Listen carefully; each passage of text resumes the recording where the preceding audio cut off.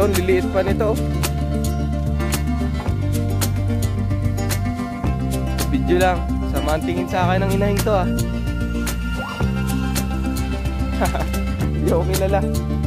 Ang tenga, ang paa. Masasabing quality talaga. Ganitong baka yung pinoproduce ni Kaado sa kanyang farm.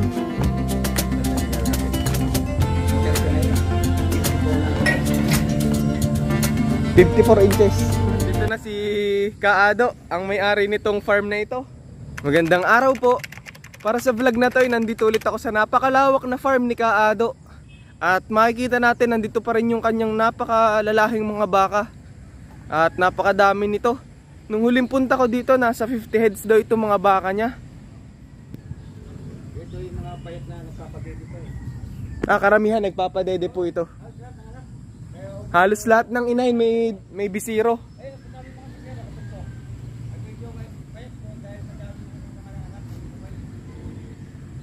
Karamihan daw payat kasi nagpapadede.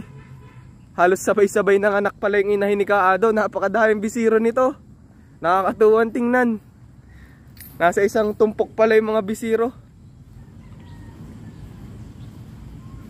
Ang maganda lang dito, napakaamo ng baka ni Kaado.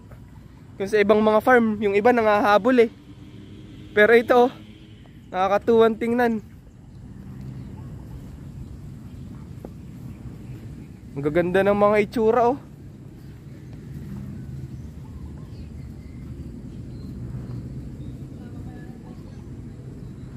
Sa ngayon po pala mga ilang heads na itong alaga niyong baka. Ang daming bisiro nakita ko. Parang mga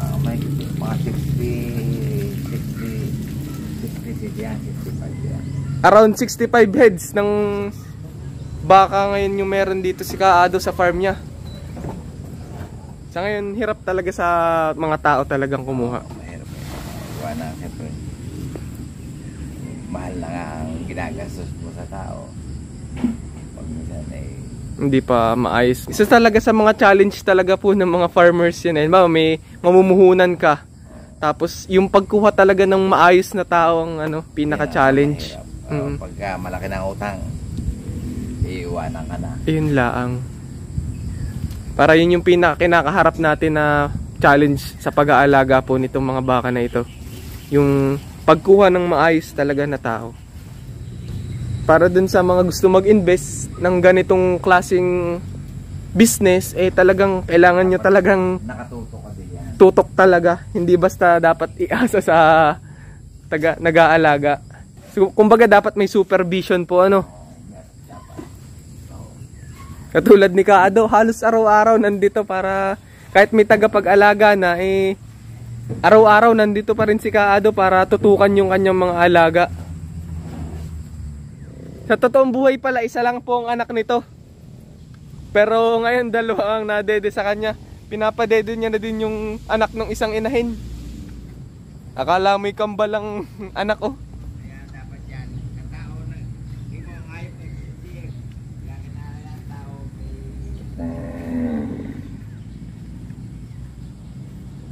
Isa lang talaga ang anak nitong inahin na ito. Pero dalawa yung pinapadede niya.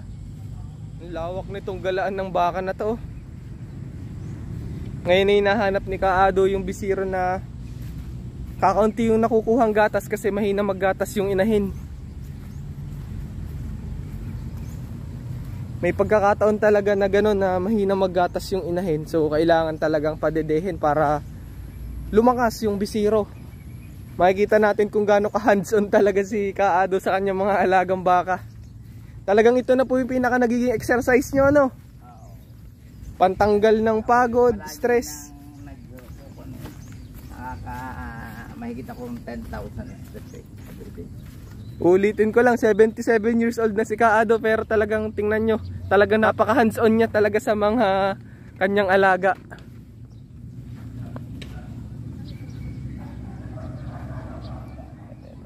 Mahinang lumaki kumbaga po. Medyo kulang sa gata sa akin. Puto sa iyo. Loko pa.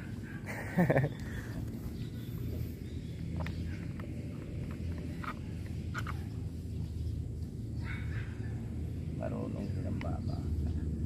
Pero ngayon lang napapahiya yata. Ano pong gatas yung gamit nyo? Bear brand. Bear Brand. Powder ano po? Powder. Tas hinaluan nyo lang ng tubig. Yun lang po. Medyo salt na siya. Tinutunaw lang sa tubig. Pagtawan. Yun.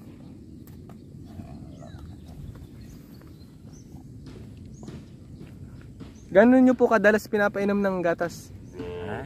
Ako po maghawak para Hindi, magat hapon. 2 beses sa isang araw pinapainom ni Kaado ng gatas. Kayo po ba nagtuturok din ng mga vitamins? Oo, vitamin mo. Purga. Purgahin mo. Ano po pwede malaman kung ano mga klaseng vitamins yung tinuturok ba? Magaling ang Belamil, medyo mahal nga lang. Belamil. Para sa pamurga po, ano pong gamit nyo? Advendosol. Advendasol. Ang vitamins tuwing kailan nyo po tinuturokan ng baka? Ay, depende pag talagang medyo kung siya, tuturo ka mo, gagana ng pagkain ng baka. Pag nakita nyong mahinang kumain, tuturokan nyo po. Turukan mo. Belamil. Malaking bagay ang Belamil. Ngayon ang Belamil eh. Mahal nga la. Kulang na 1-2 eh. 1,200. Ilang ml po yun? Ini 100 Ha? 100. 100 ml na. Ilan pong ml sa isang baka yung tinuturok nyo? Ay, bagay depende sa... Depende sa laki at edad. Sa pamurga, kailan po kayo nagpupurga? Kasi pagka... kita mo naman ng baka eh. Depende din talaga. Pag nakitang medyo mabagal ang paglaki, Hindi, tsaka pag... Payat. Pag minsan kailangan pagkain mo mga parasite. para sa mga parasites, matanggal. Baka, kaya hindi gagaling. Ay gawa na nahihimod ang dila. Dapat hindi talaga pinapahimod. Kaya dapat Action agad. gagawa ko ng paraan. Tatakluban. Hindi, biski natakluban mo yun eh. Tatanggal yun eh. Tingnan mo ito, isang ito. Ito yung ginawan nyo po ng paraan. O, ginamot ko yan eh. Pag talaga mag-aalaga ng baka, talagang dapat minsan doktor ka din. Balik na.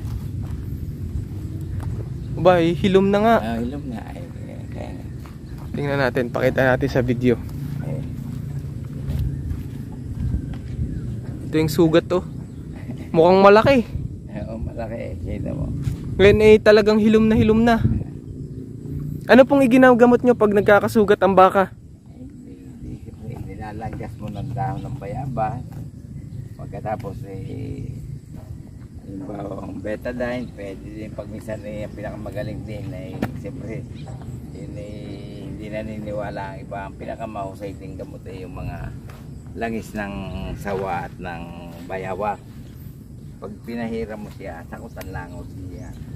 Hindi talaga nilalangaw po pag nilagyan ng langis ng sawa at bayawak. Oo. Tingnan nyo naman kung gaano kagaling yung mga panggamot ni Kaado.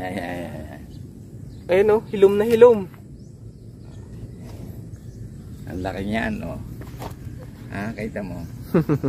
Herbal talaga ang gamit nyo, ano po? Hindi hanapin mo talaga sa katagalan. Alauna, kapag tatanong, kinakailan talaga magkatanong ka.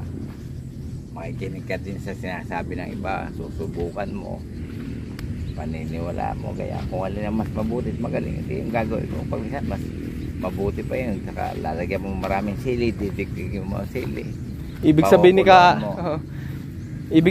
sabihin ni Kaado talagang dapat lagi tayong willing matuto, ano? Ayan. Lagi madami tayong hindi pa alam eh. Kahit matagal na tayo sa ginagawa natin, meron pa rin tayong hindi alam, ano po? Ang sa lahat, ang pag-aalaga ng hayop. Bukod sa nalakas ka, kumikita ka pa. Ayun, nag-i-enjoy ka pa. Nakakatulong pa. Nag-i-enjoy ka, nakakatulong ka. Dahil nakakapagbigay ka ng trabaho, nakakapagpaiwi. Kaya nga. Pero ang sabi nyo nga, pinaka-challenge yung kinakaharap eh yung pagguha talaga ng mga tao. Ang mga tao, importante yan. Siyempre, kung yung mga taong yan lang ay kagaya natin, tayo na may nagsimula sa walang-wala, hirap sa buhay sa gitna ng bayan, kami lamang ang walang kuryente doon. Naranasan nyo po talaga yon na sa 10 piso wala kang maibayad sa tuition ng panahong una. nag-high school. Puro promissory note. Talaga. Kaya, Pero ngayon, pwede niyo po ikwento yung napagtapos yung mga anak. mga anak ko ay awa ng Diyos, yung apat ko ay maayos ng buhay. 2 nurse ko, 2 nurse, isang engineer, pharmacist, pero siya ay sa real estate naman, isang pharmacist. Yun ng real estate Opo. sa Ayala. At sabi nyo nga, itong pagbabaka isa sa pinaka naging malaking tulong sa pagpapaaral nyo ng mga anak. Nung kami maliliit pa, kaya kami may doktor, may mga nurse din kami. Dahil sa pag-aalaga ng baka, isang malaking bahagi ng pinagkuhanan talaga. Kaya huwag mo kalilimutan kung saan ka nang galing ngayon, pinagmulan mo, pinanggalingan mo. Binibigyan ko 7,000. 7,000 pesos. Libre ng Gada buwan. Kada buwan. Libre ang bahay, kuryente. Lahat. Saka kain. Kain, libre po. Aba. Ay talagang yung 7,000 pala, ipon pala gayon. Ipon na yun. Kung hindi nabisyo sila. Ayun lang. Talagang hindi sa hirap ng buhay pero tama. Nasa probinsya. Kung gusto naman nila, pwede kung alokay sila 10,000, wala akong kain. Wala. Kanilang kain 10,000. Depende sa pagkakasundo nyo. Depende din sa makikita mo kung paano magtrabaho ang tao. 7,000 a month ang pasweldo ni Kaado sa 4 na tao po, ano? Hindi, ito 10,000 ito eh. Ito 10,000. Sa mag-aalaga ng kabayo ni Kaado, 10,000 ang kanyang pasweldo. Ganitong quality na po produce ni Kaado sa kanyang farm, napakagandang baka. Sa tenga, sa mga paa, sa katawan, talaga masasabi natin na magandang klaseng baka. Dahil sa mga quality ni Kaadong mga inahin tsaka ganador, ganitong klaseng baka ay nabubuo. 1 year and 6 months. Around ganun. Ngayon ay pinapaiwi nyo na po ito. Ay, pinaiwi dito sa... Ang babait ng baka ko, kita mo. Hindi ka. O sa ibayan lang, hindi ka. Ay, kita mo. Ang katawan. Ito yung aabangan natin kung gaano talagang ilalaki ng bakang ito. Ito yung sariling paanak ni Kaado. Ulitin ko. Galing sa kanyang farm. Jun ang nag-aalaga nitong napakamahal na kabayo ni Kaado. Kuya Jun, mga ilang buwan na po itong kabayo nyo? Yung July, 1 taon yan. 1 taon ng July. August, September. Ano pong line nito? Kumbaga bloodline nitong kabayong ito? Matikas, Mat- Amos. Matikas Amos. Imported ang Matikas. Local ang inahin. Imported pa pala ang ganador nito. Ang naging ganador. Ama, kumbaga. Na pagkamamay-ari ni Vince Vergara ng Lubao, Pampanga. Kay Sir Vince Vergara. Taga Lubao, Pampanga pa pala po ang may-ari ng ganador. Barangay Prados ko. Kaya pwedeng malaman kung magkano nabili ni Kaado itong ganitong kabayo? Pagkapisa niyan, pagkaanak niya, 15 araw.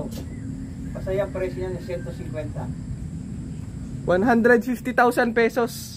15 araw pa lang yan nung nakita namin. Fif- Nag-down. So 15 days pa lang, binayaran nyo na.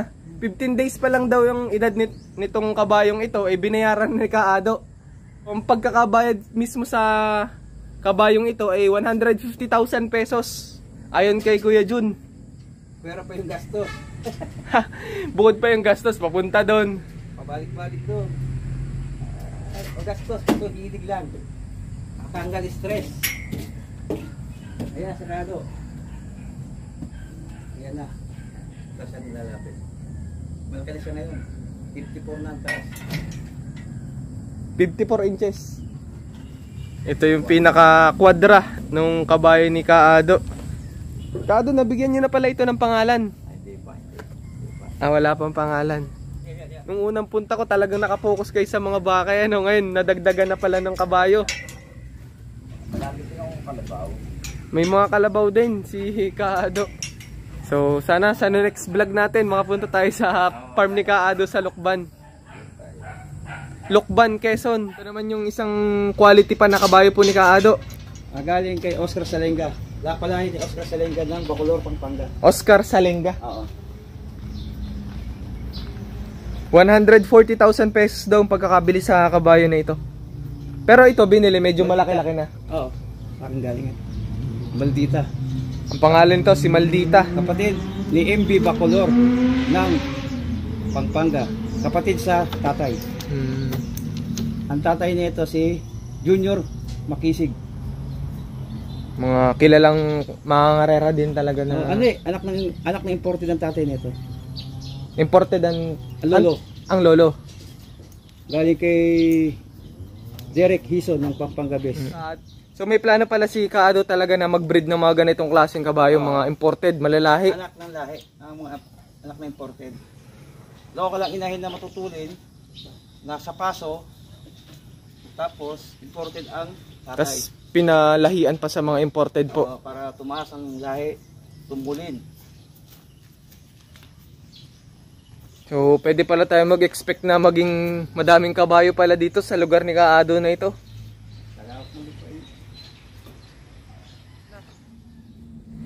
Pwede po ba tayo magbigay dito ng ano, yung contact number na pwede nilang kontakin? Pwede rin. Hindi yung para sa iyo. Po. So ilalagay natin yung contact number dito ni Kaado kung sakaling gusto nyo magtanong or interesado kayo makabili ng baka dito sa kanyang farm. Makakita niya mamasyal nila para kasi Pwede daw pala talagang mamasyal dito. Makita nyo itong 5 hectares na farm ni Kaado na merong sa ngayon ay merong around 65 heads ng mga baka. May mga kalabaw din, kabayo. Lalo na makikita nyo din itong kanyang talagang bigatin na kabayo. baka ngayong buwan sasama kita. So ayun, pinaplano na yung pagpunta natin sa Lucban, Quezon, sa isang farm pa ni Kaado na nabanggit niya may mga kalabaw din po pala kayo doon. Kalabaw, kabayo. Pero ang pinagmamalaki ni Kaado sa kanyang farm ay talagang view. Yung, saka yung klema niya. Clement niya. Ikaw ang makakapil, ikaw na ang pwede magsabi. ako na daw magsasabi kung anong klimang meron doon. Kung anong mapipil mo.